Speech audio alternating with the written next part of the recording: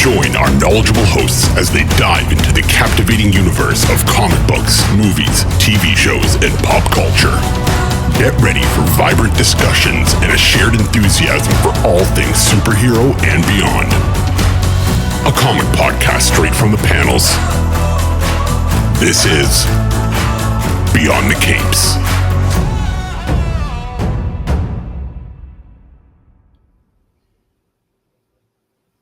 All right, everyone, welcome back to another episode of Beyond the Cape podcast, brought to you by the Uncensored Nerd Network. We have Cecilia and Waverly of Cuento Comics. We are here to talk about Mask of Haliya Volume 2. Welcome to the show.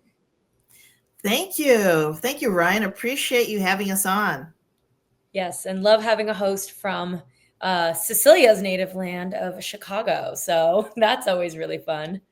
Absolutely. I'm a Midwestern girl at heart. I did not grow up in the Midwest, but I have the Midwestern values, which is just as good. At least I know what Garrett's and Portillo's is. That's so important. That and knowing Lower East Wacker, that everyone should experience at least once in their life. Absolutely. We're going to be at C2E2. I'll make sure to take her on a tour of Lower Wacker just for you, Ryan. Perfect. Don't worry about your GPS. It will not work down there. Absolutely not. Yes. No, not a chance. So as we like to ask every creator that comes on the show, of all the things you guys could have done, put your passion into all the different businesses out there, why comic books? Because as we all know, it is both a rewarding and heartbreaking medium to get into.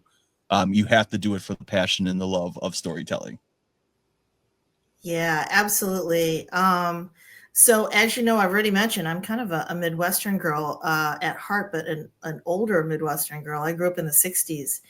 And, back in the day, we didn't have, in fact, when I first was watching TV, we didn't have cable. But we did have a local newsstand with comic books. And, growing up in the middle of the Midwest, where I'm surrounded by soybeans and cornfields, comics, mythology, fantasy, sci-fi, I'm a big Trekkie. Those were my escapes. Those were the things that, brought me out of my everyday life growing up. And it's always stuck with me what a joy that was, just to be someplace different. And that's what I love about comics. It takes you away to someplace fun and imaginative. Definitely. I think for me, I did not grow up reading comics actually at all, but I luckily was able to get into all of the fandoms through my very nerdy mother and brother, with some of the different fandoms throughout the early 2000s and into the 2010s. And so when my mom first brought up comics as a way to share our stories, I was like, oh, okay, that's new. I'm an actress by trade. I love theater and I'm a huge cinephile. So I've always loved any form of storytelling. So when I saw my mom, who did not, work in a creative industry, who actually got her career start as a lawyer, I was like, all right, well, if she's fearless enough to do it, then heck, why can't I be, let's try this, learning about this new medium together.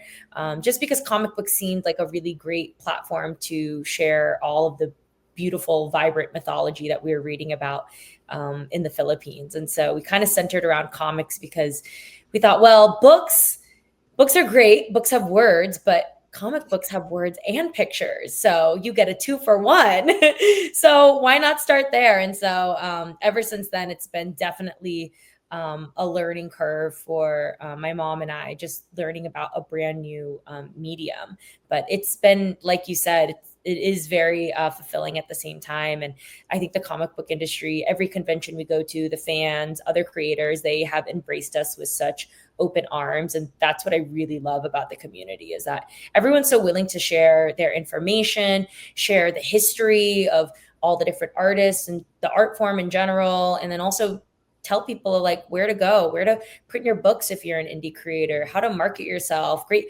podcasts and other creators to collaborate with. So I've definitely felt the love from the community, and it's been awesome to just meet people over the last few years. Definitely. No, you guys picked almost kind of a pivotal moment in the comic book industry right now, because there is a big shift coming. COVID brought us a lot of indie creators that took the break to make their stories and kind of flesh out their ideas. Right. But now we have seen that break from Marvel and DC, where you do have a lot of people that are realizing they can branch out. Ghost Machine started it all, where you have big names come out. And now we are seeing more of those companies. What was the process to getting that started? Because like I said, you guys are definitely in kind of a new era of comic books, where we are seeing small publishing companies come out there and really kind of go full force, not with a major publisher like Image, and kind of getting the freedom to do their own thing. Yeah, what's interesting is that in technology has really helped. As you know, in just doing podcasts, how the different tools that you can use now to help you create. We have a global team, and the fact of the matter is, we wouldn't have been able to do this, just a few years ago, without Discord and Facebook Messenger and different ways to communicate through Zoom and sharing of files. And just, I think the technology has really helped us. When we first started, it was just like, okay, so how do we start this? We had to first find a writer, which we found. We pitched a couple ideas. It took us a few months to kind of flesh out kind of what kind of a story we were looking for. And then we used actually social media to do a whole wide casting call for artists. And that was the start. Mind you, we were nobody. So we were like, I don't know who is going to answer this casting call. I know how it works in the film and television industry, but this is different. These artists are probably like, who are these girls trying to start a comic book company? So we're very, very also lucky that all the creators that came on board in that really early stage of us starting the company, just as we were taking a chance on them, they were of course taking a chance on us. Right. And that's what's really exciting, is to just find new and up and coming talent that we can give serialized work to. I didn't even realize in the comic book industry that there were so many Asian women artists out there that did a lot of like covers and just, were kind of hopping around. And so they were actually really appreciative that they had something that they could work on episodically, which was really cool. Yeah, that's definitely one thing that we focused on is just bringing all that talent on board, especially the ones that were never given a chance to by the bigger publishers. Yeah, I think that was when I got the press release for what you guys were working on. One of the big things I tell everyone in our podcast, the next big comic book stars are not going to come from America. They're there. I'm not going to say that they're not, but South America, Germany, and parts of Africa, and the Philippines, because we've had Don Aguilo, who does amazing covers. When we talked to him, he's like, there's nothing more that like my family loves when I visit the homeland. And like, I bring all my comic books with me, because obviously getting comic books overseas is still a challenge and will always be a challenge. For sure. Yeah, absolutely.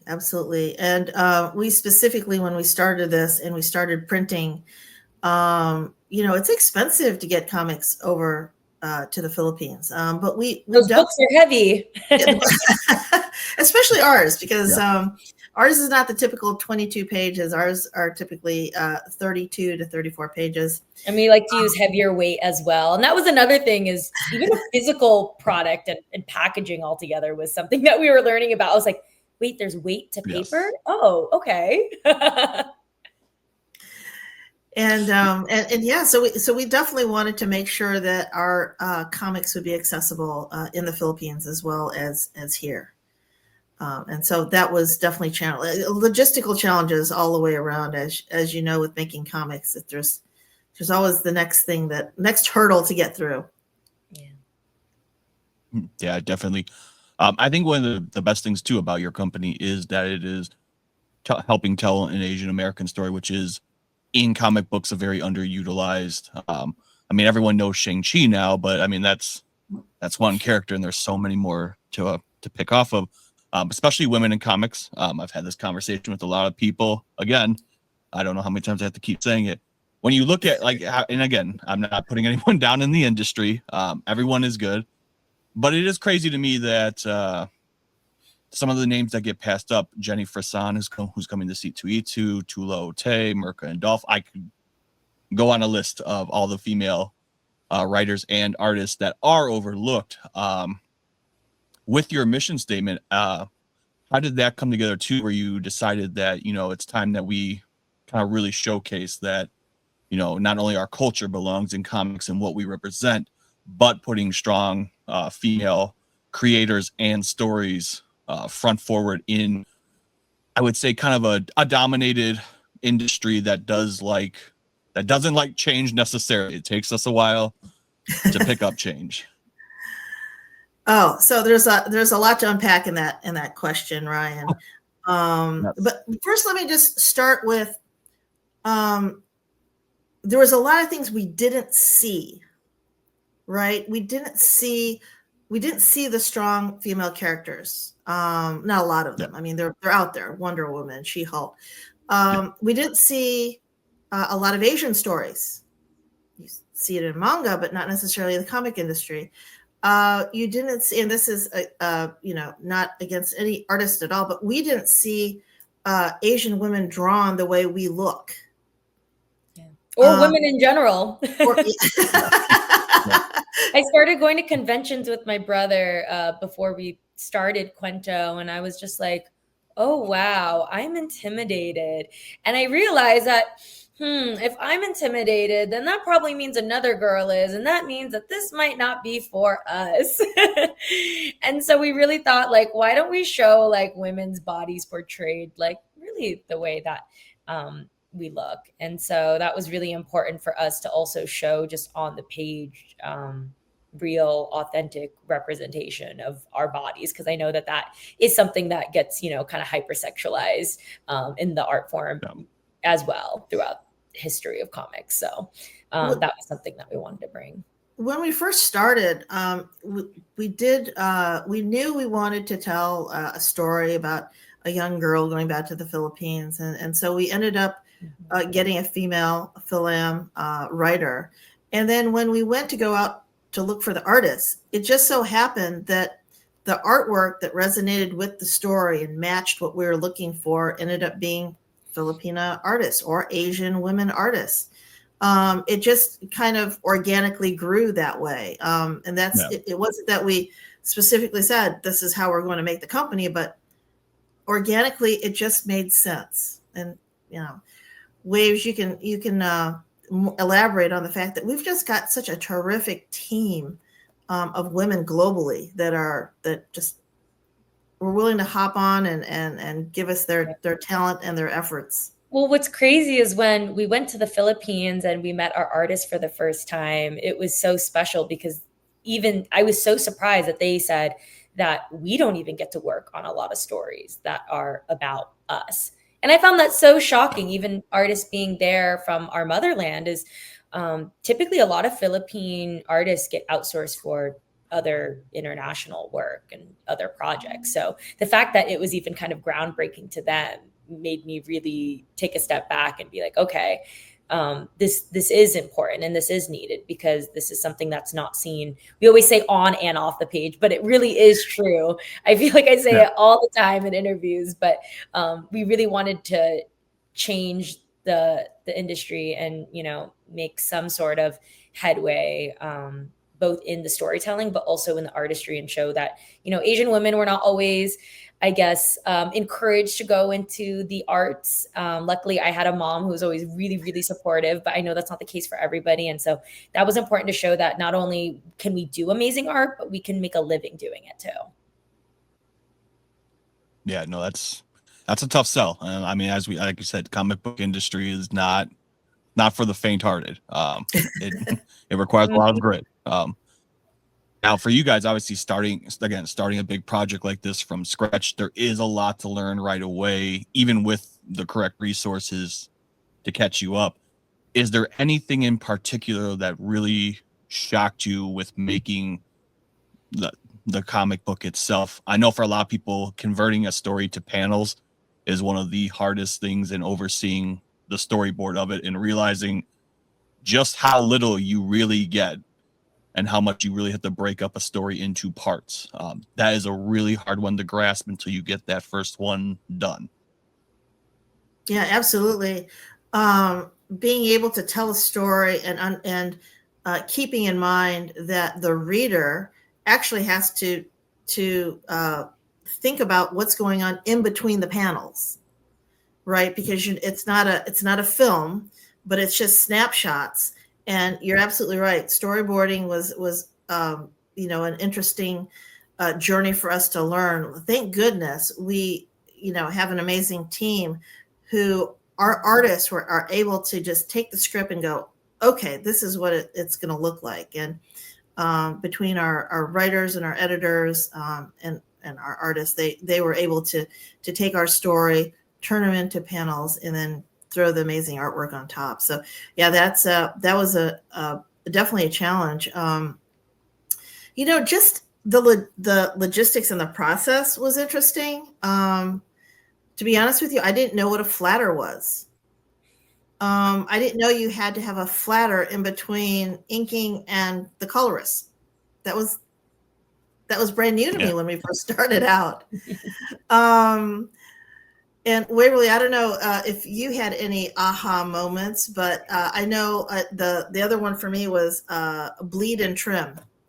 Getting those things right when we're trying that to go. Will literally be like the death of me, I swear. But dang bleed and trims of the pages. I mean, literally all of it. Like I said, I did not grow up reading comics, and I'm so honest about it because I think it's really important for people to know that like anybody can join any creative space at any point in their life. I think it's so important that we like invite people to the community instead of like any sort of ostracizing. And so I make that really clear just to say that literally anybody can pick up and start and do it if you, like you said, have grit and passion for it and want to get involved and want to learn how to do it properly. Storyboarding was actually, that stuff was really fun for me because again, like I said, doing theater, film, television, back in college, I love all that stuff. So to me, it was like, oh, like a directorial storyboard. This is fun. This is cool. For me, it was really because I've still been a creative my whole life. Learning the business aspect of things was really I don't want to say difficult, but it was definitely just a challenge, like having everything thrown at you for the first time. And I always credit my mom for kind of holding my hand throughout the entire thing because I was lucky enough that she was able to kind of walk me through the ropes while she was doing a lot of things for the first time too, as a businesswoman and at the head of the table.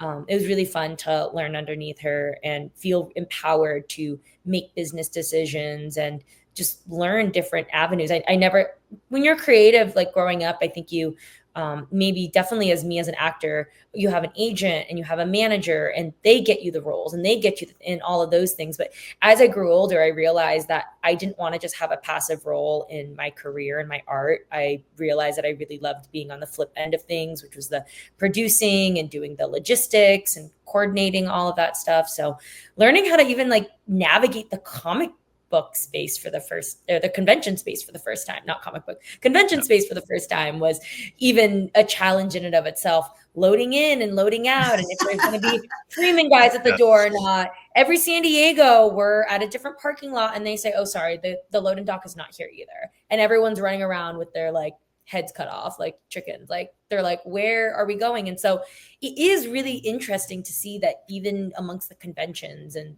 which conventions creators choose to go to, that there is just a whole world to unpack there in every state even. So we're always learning. That's, I think, what I mean to say. We're still figuring it out. Going to conventions is definitely a science and an art form at the same time. And if anyone from San Diego Comic-Con is listening, I hope that they heard that. And don't send us to a parking lot next time because we're all confused every year. Yes, I always check into a hotel or the day before a convention early, and I always see publishers that I know just boxes stacked up, frantic, not sure they can't get in. They were told it's early access. It's not early access. That's a hard one. Editing, as you guys know, I think someone once told me comic book creating is 10% making the story, 90% trying to edit it so it actually works on a book.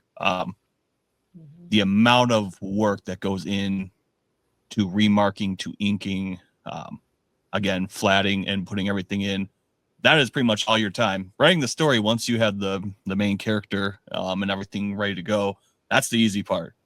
Then sending it off to the printer, getting a test sample. Once you have the test sample, then you could send it back to the printer for final confirmation. Then once final confirmation comes back, you do a second look through.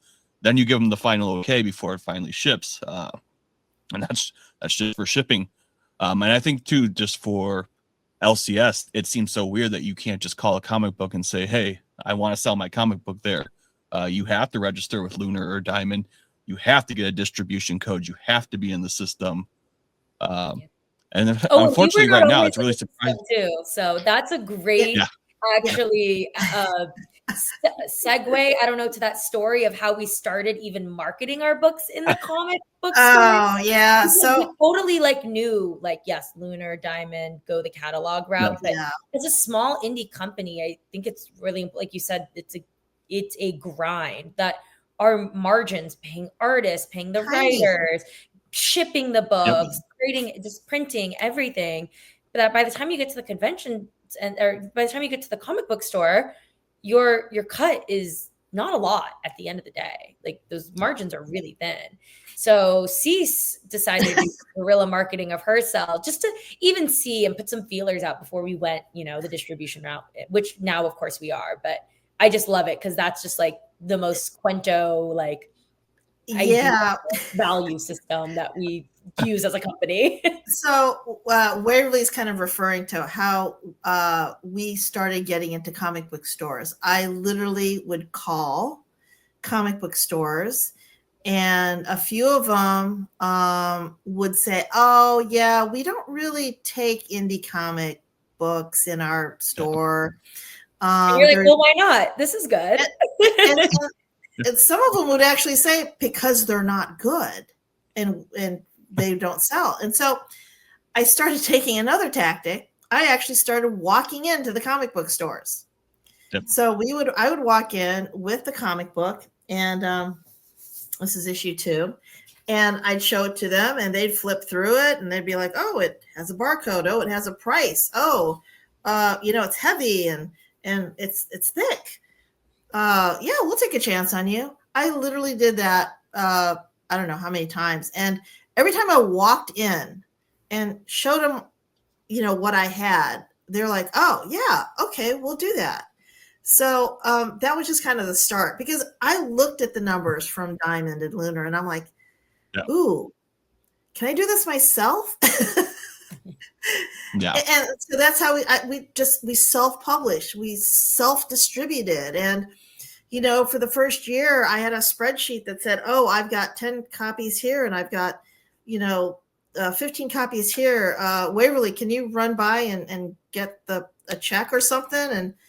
And now we don't have to do that, but that's how we started, because it was the only way to get the comics into the comic book stores. And we knew the comic book stores had to carry them along with us going to the conventions. Yeah. Definitely. Yeah. When you guys make the online course for comic book creating, it's going to be a hit. Oh my gosh, Ryan, how did you know? We may have something up our sleeves one day, maybe. One day. Put it to the stretch goal for the Kickstarter. There you go. Fantastic. Yeah. Which obviously brings us to the whole reason we're here, and that is Mask of Haliya Volume 2. Yes. So for a lot of people, when it came to me, I'm kind of surprised because I get a lot of emails daily about different publishers. This was the first time I had heard. I was like, "Oh, I could catch up." And I'm like, "Oh wow, we're already on Volume 2." When did the first book come out? Okay, so let's start at the very beginning. We came up with the idea of Cuento and doing the comic books about 2018. We actually started working on story and finding artists in the 2019 timeframe, and then during COVID, my husband said, honey, I know this is a passion project for you, but it's either got to be a business or not a business. So we kind of kicked it in gear during COVID, and we launched the first issue March of 2022. Yeah. So just to give everybody, because for me, it was the longest time, but then also I give ourselves so much grace because we're trying to learn a brand new industry for the first time. Is that whole time period that my mom talked about was from my freshman year of college to launching spring quarter of my senior year. Just to kind of put that into perspective, is that the store, like you said, this, once you get that down, then you can really be off to the races, which is crazy now that we launched in 2022 and we're in 2025. We just hit our 3-year anniversary and now have 2 volumes out. So again, although, some things can be a really slow start, laying a really strong groundwork and foundation, I think is really important to stress. So that you really feel comfortable once you do get the product out to market. We had some starts and stops, and we definitely, once we got the story down, to your point, Ryan, then we felt like we could really go. So from 2022 issue 1 to now, we're finishing up issue 10. Every volume has 5 issues. We've been able to do that in 3 years. Yeah, that's amazing. And it's always great to kind of be a little bit ahead, because there's nothing worse than finishing a Kickstarter, having it do well, and maybe you didn't start the next issue because you're like, well, I gotta wait to get paid, I can't move forward, and I don't want to pay for issue 2 and 3. 1 didn't meet quota. Now I'm kind of on the hook for 2 and 3. So I mean, that has to be fantastic to kind of be lined up to keep the story moving. We are Asian women, Ryan. We are overachievers here. I am the type A plan, futures years down. We've been developing another series and storyline in the works for a while now. But yes, we are definitely hoping for this Kickstarter in particular, hoping we will have the books by San Diego Comic-Con this year, which is really exciting.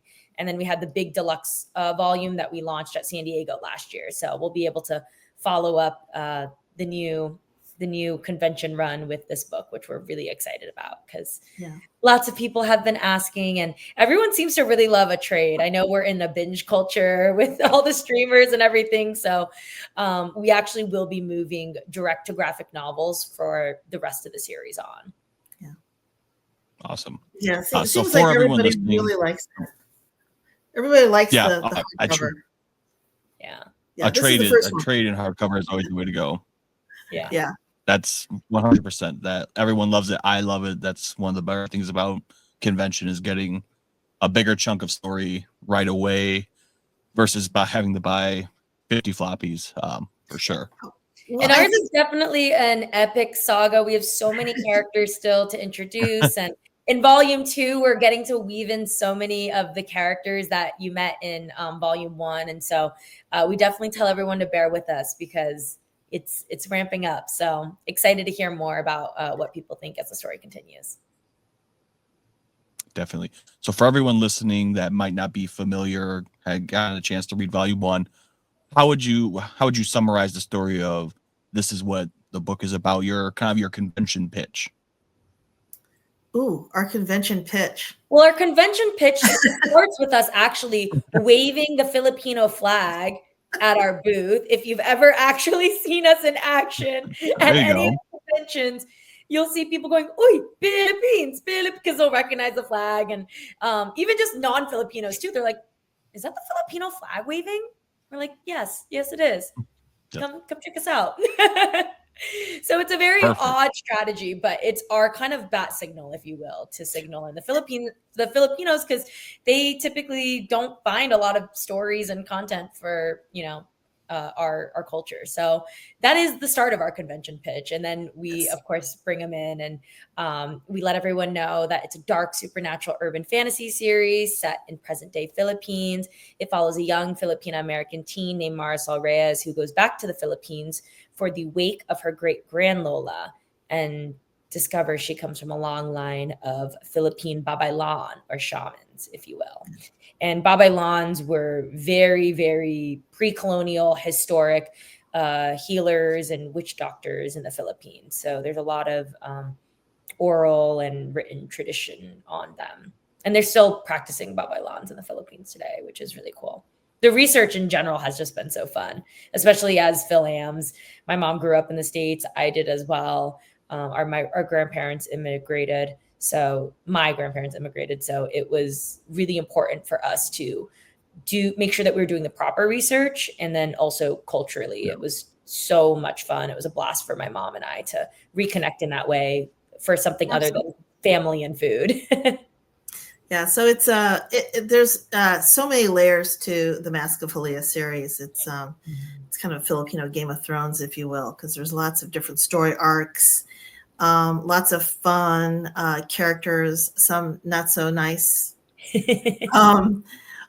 But it's a coming of age story for this young teenager Marisol Reyes. It's also what we call a balikbayan story, which is returning to the homeland and finding your roots. And she definitely goes back and finds out that it's not what her family's not what she thought it was. And of course, we always have the crazy uncle and the grandmother, but her family is has the supernatural attached to it as well. And what's fun about the Mask of Haliya series that it also introduces readers to some of the Filipino mythology and mythological creatures, which are so scary, by the way. If you look up any Filipino mythology, it is like scary stuff that the way that they try to scare children back in the day, a lot of it was used for that as well. But we really wanted to emphasize just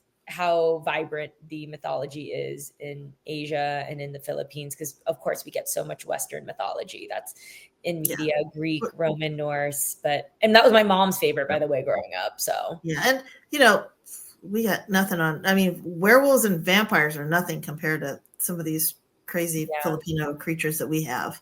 Have any of the Filipino nurses, Ryan, told you about any of the characters in Filipino mythology? Briefly, in the middle of a case, recently we were just talking about the Tarshirs. That's what we've been on now for quite a while.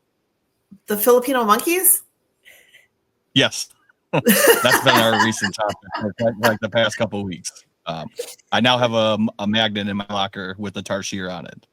That's so funny because we're trying to figure out a way to get that dang monkey into one of our stories. So that's so funny that you brought it up. We're going to call it Ryan. If we actually get the character in there, we're going to call it Tarshir Ryan. It's a very popular Filipino name. I love it.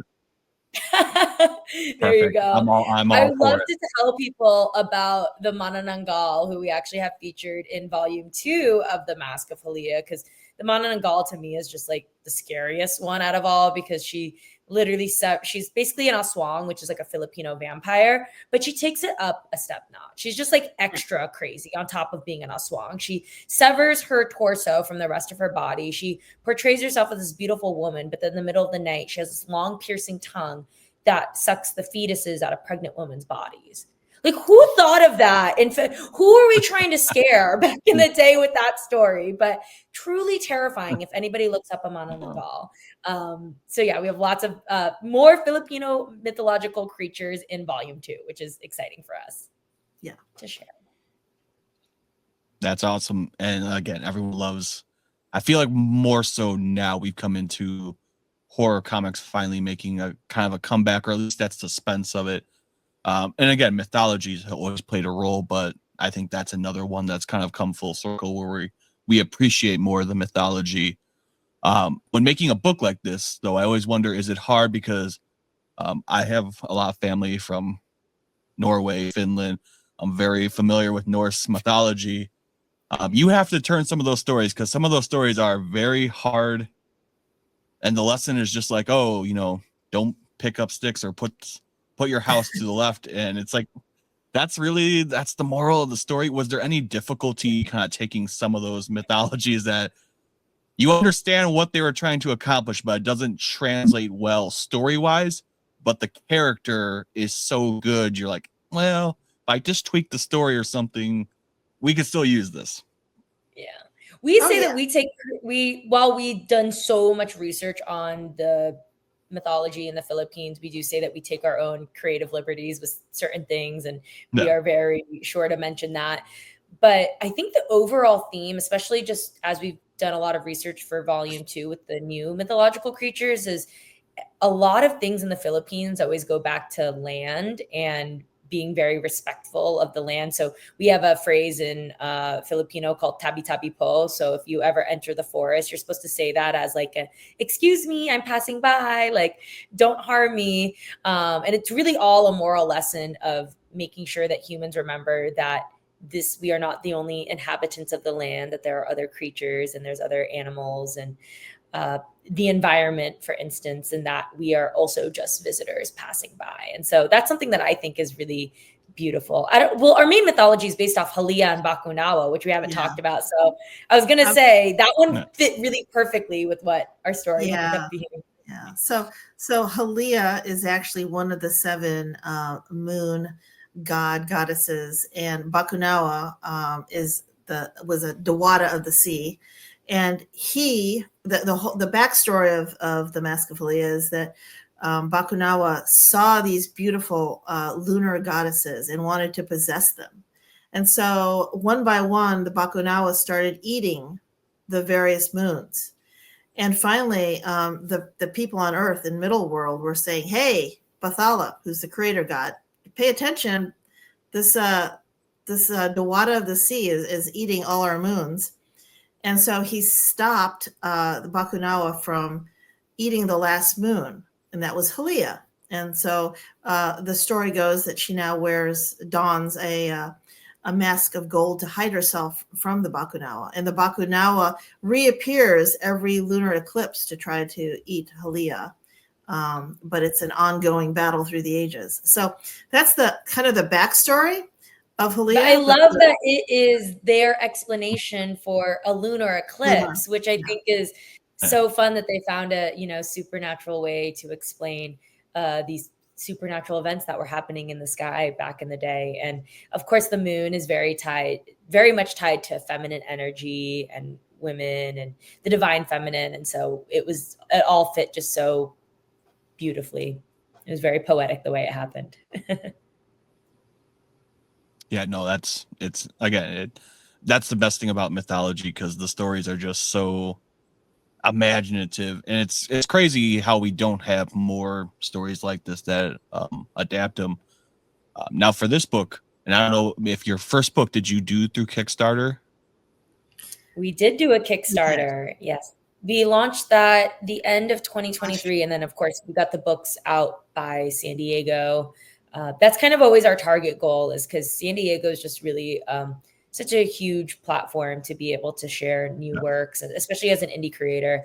So that's always kind of our target goal. And we have a lot of Filipinos down there in Southern California, SD as well. So we did a Kickstarter for volume 1, and that also included a bunch of bonus pages as well. So we had a glossary that explained more of the mythological kind of terms, as well as the Filipino terms that we use, as well as an art book. And we'll be doing the same for this one as well, with new glossary and extra art book bonus pages with like behind the scenes creations of how the artist concepted the art, how it went from line art to color. And I personally, being going through the process now of just how much work it takes to do comic books, like you said, I have such an appreciation. So that's why the BTS section for me is even more special, because you get to show like all the artists in their individual stages really shining.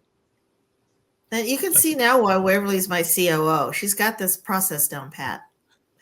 Oh yeah. Yeah. Hopefully by now. Well, yeah.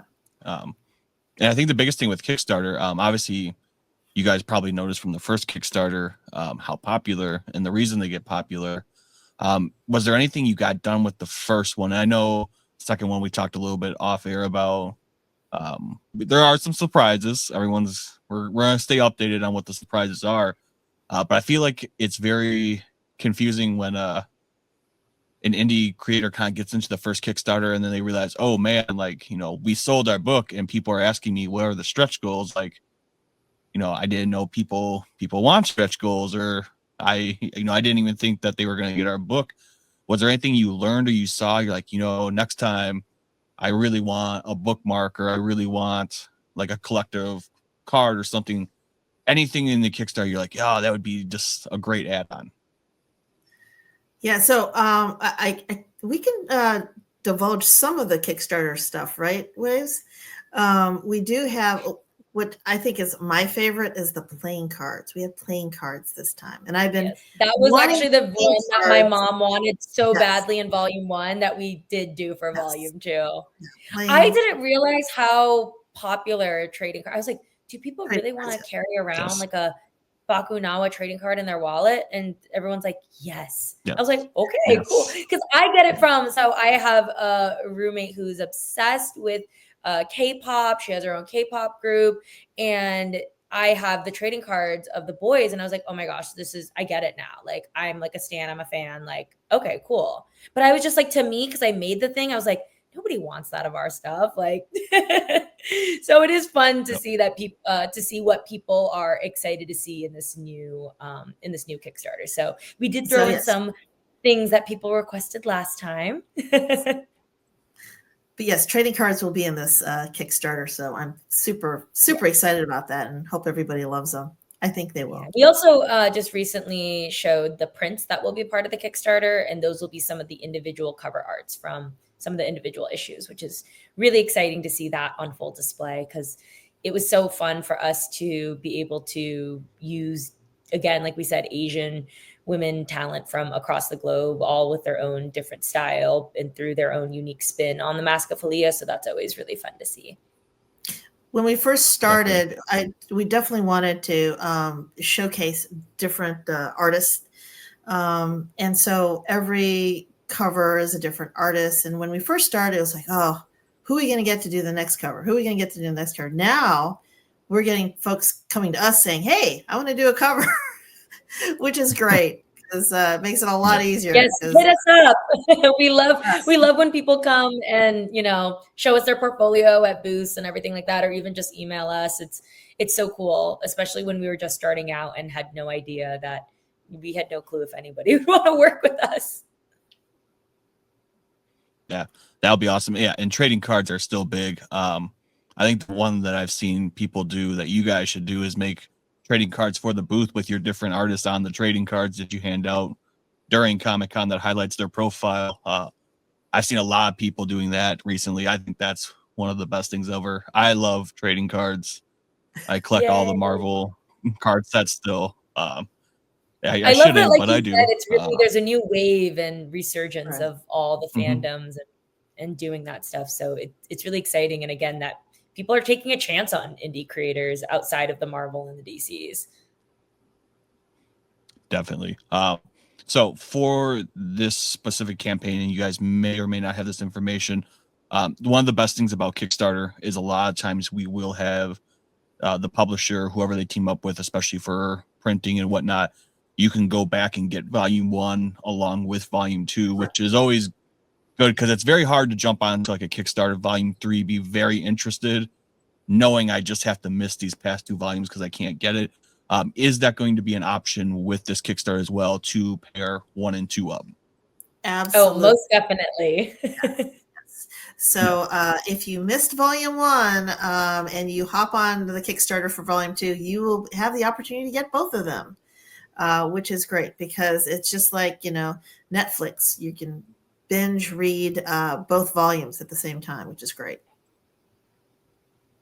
Awesome. One last question before we get the dates and we get everyone know what we can expect. Time frame for this. Obviously, you guys you're already on issue 10 for this. Is this a story that you would like to branch off an actual universe based on characters that you bring into the comic book, starting a Haliyaverse? Or is this a story that you kind of looked at and you say, this is the start, we know there's an ending, if we do a sequel it's possible, but I really want this to be an epic that has that beginning and end? Okay, so I have to answer, it's both. Okay. It is an epic. We are expecting that there'll be 4 volumes altogether to get from one end to the other. But we also have, so the Mask of Haliya, though, is still one set of stories within a larger Cuento universe. So The it is KCU. it's the KCU, the Cuento There you Comics go. Universe. Yes. Yeah. So be on the lookout for not only different series, but then the ones that pull it all together. You know, just like Perfect. Marvel, we have different phases.